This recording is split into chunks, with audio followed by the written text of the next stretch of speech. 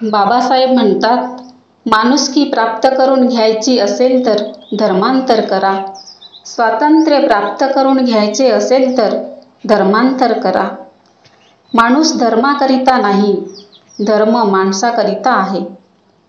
ज्या धर्मात पशूचा स्पर्श झाला असता चालतो, पण माणसांचा स्पर्श चालत नाही, तो धर्म नसून वेडगळपणा आहे. बाबासाहेब म्हणतात, मी निक्षून सांगतो की धर्म बदलणे ही बाब थट्टेची नाही किंवा तो तमाशा नाही. ढोलके बडवून नुसता गाजावाजा करण्यासाठी ती गोष्ट नाही. धर्मांतर हा अत्यंत गंभीर स्वरूपाचा विषय आहे.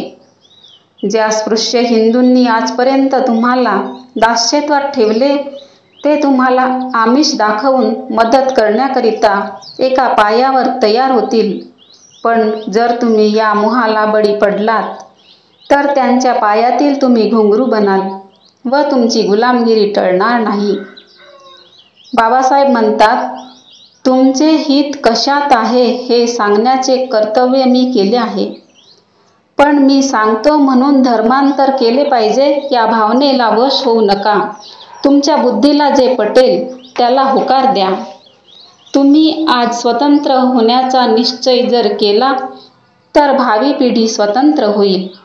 बाबासाहेब म्हणतात, बुद्धाचा उपदेश तुम्ही ध्यानात ठेवा. तुम्ही सूर्याप्रमाणे स्वयं प्रकाशित व्हा. पृथ्वीप्रमाणे परप्रकाशित राहू नका.